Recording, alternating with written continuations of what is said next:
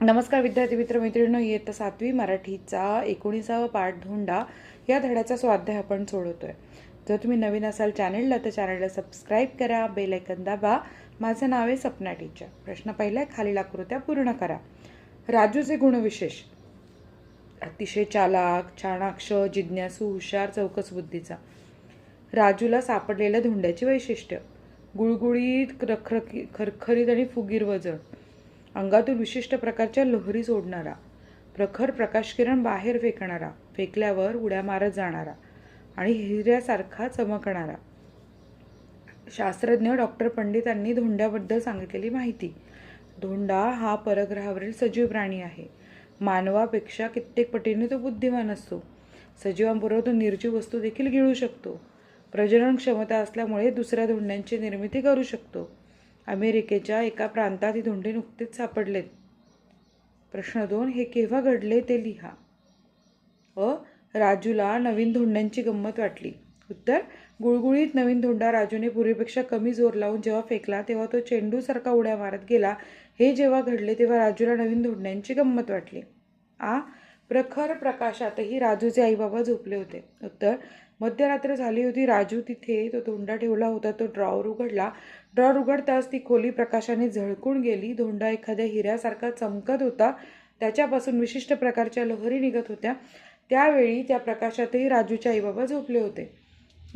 राजूच्या मेंदूवर झोपेचा अंमल चढू लागला. उत्तर: धोंड्यापासून एका लहान धोंड्यांची निर्मिती झाली. हे राजूने पाहिले. 2 प्रकाशमय धोंडे त्याला स्पष्ट दिसत होते. नंतर हळूहळू धोंड्यांचा प्रकाश लुप्त होऊ लागला. असे घडले तेव्हा राजूच्या मेंदूवर झोपेचा अंमल चढू लागला. प्रश्न 3, चकाकणारा दगड सापडल्यानंतर राजूची झालेली मनस्थिती याबाबत वर्णन तुमच्या शब्दात लिहा. उत्तर: राजूला चकाकणारा दगड सापडल्यानंतर त्याचं कुतूहल जागृत झालं होतं. मध्यरात्री तो गडबडून उठला. प्रखर प्रकाशातही आई बाबा झोपलेत पाहून तो गांगरला होता. प्रकाशमय धोंड्याची हालचाल पाहून तो शहारला होता. त्या धोंड्यांपासून दुसऱ्या धोंड्यांची निर्मिती झालेली पाहून तो घाबरला. लहान धोंड्यांची हालचाल पाहून राजूला भीती मिश्रित गंमत वाटली. सकाळी हे 2 धोंडे पाहून त्याचं हृदय धडधडलं अशी राजूची मनस्थिती झाली. प्रश्न 4, राजूला दगड सापडल्यापासून त्याला शास्त्रज्ञ भेटेपर्यंत घडलेल्या गोष्टी क्रमाने लिहा. उत्तर: राजूला रस्त्यात विचित्र धोंडा सापडला. राजूने धोंडा घरी आणून टेबलाच्या ड्रॉवरमध्ये ठेवला. रात्री दोन्ही धोंडे चमकत होते. राजू शाळेत गेला. त्याने डॉक्टर घोटे यांचे व्याख्यान ऐकले. राजूला बाबांचा व पाटील सरांचा पाठिंबा मिळाला. राजूने धोंडे शास्त्रज्ञ डॉक्टर अनिल घोटे यांना दिले. प्रश्न 5, चौकसपणा व जिज्ञासू वृत्ती हे गुण तुम्हाला महत्त्वाचे वाटतात का ते सांगा. उत्तर: चौकसपणा व जिज्ञासू वृत्ती हे गुण तुम्हाला महत्त्वाचे वाटतात कारण हेच गुण वैज्ञानिक शोधांची जननी आहे. खेळूया शब्दांशी. कंसातील योग्य ठिकाणी वापरून रिकाम्या जागा पूर्ण करा. करडा, विचार शृंखला, अस्वस्थता आणि घालमेल. लेखकांची विचार शृंखला तुडल्यामुळे त्यांना खूप राग आला. शिक्षकांचा करडा कटाक्ष बघून विद्यार्थी एकदम शांत बसले. वार्षिक परीक्षेचा निकाल जाहीर होताना संजयच्या मनात प्रचंड घालमेल होत होती. रामरावांची अस्वस्थता बघून त्यांना ताबडतोब दवाखान्यात भरती केलं गेलं. खेळ खेळूया. खाली दिलेल्या चौकटीत म्हणी लपवलेल्या आहेत त्या ओळखा व लिहा. अति शहाणा त्याचा बैल रिकामा अशी दिसतीये. अतिशहाणा त्याचा बैल रिकामा, बरोबर. एक ना धड भाराभर चिंध्या, बरोबर. नंतर ऐकावे जनाचे करावे मनाचे, बरोबर. लिहिते होऊया. राजूला ज्याप्रमाणे अनोखा धोंडा सापडला त्याप्रमाणे तुम्हाला कधी वेगळ्या वस्तू सापडल्या का? त्या कोणत्या? होय, मला एकदा शाळेजवळच्या मैदानात एक जुने वेगळ्या आकाराचे नाणे सापडले. ते इतर नाण्यांपेक्षा जाड आणि त्यावर वेगळी चिन्हे होती. सुरुवातीला मला ते साधे नाणे वाटले, पण नंतर कळले की ते जुने चलन आहे. ती वस्तू पाहून मला इतिहासाविषयी कुतूहल वाटू लागले. 2, विद्यार्थ्यांनो, तुम्हाला आवडलेल्या राजूच्या कथेच्या शेवटचा भाग हा काल्पनिक विज्ञान कथेचा भाग आहे. या पाठाचा शेवट बदलून वेगळ्या प्रकारे कथा पूर्ण करण्याचा प्रयत्न करा. उत्तर: राजूला सापडलेला अनोखा धोंडा चमकत होता. सुरुवातीला सगळ्यांना तो साधा दगड वाटला, पण राजूने तो विज्ञान प्रदर्शनात नेला. तिथे शिक्षकांनी तपास केला असता तो दुर्मिळ खजिन्यांचा खनिजांचा तुकडा असल्याचे समजले. त्या धोंड्यामुळे शाळेला राज्यस्तरीय स्पर्धेत बक्षीस मिळाले. राजूच्या जिज्ञासू वृत्तीमुळे त्याला लहान वैज्ञानिक हा किताब मिळाला. पुढे जाऊन राजूने विज्ञान शाखेत शिक्षण घेऊन खरा शास्त्रज्ञ होण्याचा निर्धार केला. अशा प्रकारे कथा प्रेरणादायी शेवटाने पूर्ण होते. 3. प्रश्न क्रमांक 3. 2 शास्त्रज्ञ व राजू यांच्यात काय बोलणे झाले असेल ते संवाद रूपाने लिहा. शास्त्रज्ञ 1. राजू, तुला हा धोंडा कुठे सापडला? राजू: सर, मला तो नदीकाठी खेळताना सापडला. तो वेगळा दिसत होता म्हणून मी जपून ठेवला. शास्त्रज्ञ 2. खूप छान, तुझी निरीक्षण शक्ती चांगली आहे. तुला माहिती आहे का, हा साधा दगड नाही. राजू: खरंच? मग हा काय सर? शास्त्रज्ञ: एक दुर्मिळ खनिजाचा तुकडा आहे. अशा वस्तू सहज सापडत नाही. राजू: मला खूप आनंद झाला. शास्त्रज्ञ: तू अशीच जिज्ञासा ठेव. भविष्यात तू नक्कीच मोठा वैज्ञानिक होशील. राजू: धन्यवाद सर, मी नक्की प्रयत्न करेन.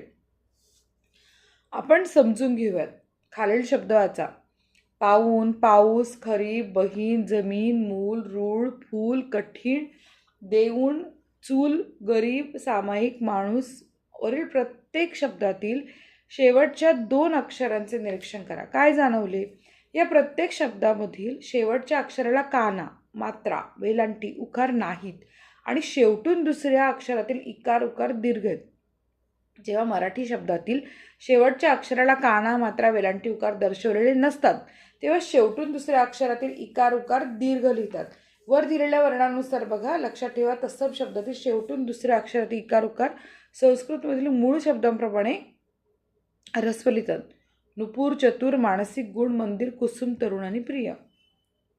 आता खालील चित्रांची नावे लिहा. लसूण, हरिण, मूळ, गुळ, पाऊल, विहीर आणि ऊस. तुम्हाला कोणता ना कोणता तरी खेळ खेळायला नक्कीच आवडत असेल. खाली काही मुद्दे दिले, त्या आधारे तुमचे विचार लिहा. तुमचा आवडता खेळ. आमचा आवडता खेळ क्रिकेट. आता हा कोणत्या प्रकारचा खेळ आहे? वैयक्तिक की सांघिक? तर हा क्रिकेट हा सांघिक खेळ. या 2 संघ एकमेकांविरुद्ध खेळतात. हा कोणत्या स्वरूपाचा क्रीडा प्रकार आहे? शारीरिक की बौद्धिक? तर क्रिकेट हा प्रामुख्याने शारीरिक क्रीडा प्रकार आहे, परंतु त्यात बौद्धिक कौशल्यही आवश्यक असते. हा खेळ तुम्हाला का आवडतो? मला क्रिकेट खेळायला आणि पाहायला खूप आवडतं. या खेळामुळे शरीर तंदुरुस्त राहते, तसेच संघभावना आणि शिस्त शिकायला मिळते. या खेळामध्ये किती खेळाडू असतात? क्रिकेटच्या प्रत्येक संघात 11 खेळाडू असतात. या खेळामुळे कोणते फायदे होतात? शरीर मजबूत व तंदुरुस्त राहते, एकाग्रता वाढते, संघभावना, शिस्त विकसित होते, आत्मविश्वास वाढतो. या खेळात विजय होण्यासाठी काय आवश्यक आहे? नियमित सराव, चांगले शारीरिक स्वास्थ्य, संघभावना, योग्य नियोजन आणि रणनीती आणि आत्मविश्वास आवश्यक आहे. या खेळामधील तुमचे प्रेरणास्थान कोण? क्रिकेट खेळामधील माझे प्रेरणास्थान सचिन तेंडुलकर आहे. त्यांनी लहान वयात आंतरराष्ट्रीय क्रिकेटमध्ये प्रवेश करून आपल्या मेहनतीने आणि जिद्दीने जगभरात भारताचे नाव उज्ज्वल केले. त्यांची शिस्त, सातत्य आणि नम्र स्वभाव मला खूप प्रेरणा देतो. अनेक अडचणी आल्या तरी त्यांनी कधी हार मानली नाही. त्यांच्या खेळातून आपल्याला मेहनत, संयम आणि देशासाठी खेळण्याची भावना शिकायला मिळते. म्हणून सचिन तेंडुलकर माझे खरे प्रेरणास्थान आहे. धन्यवाद विद्यार्थी मित्र मैत्रिणींनो, तुम्ही हा व्हिडिओ बघितला म्हणून. तुम्हाला व्हिडिओ आवडला असेल तर नक्की व्हिडिओ लाईक करा, चॅनल सबस्क्राईब करा. धन्यवाद.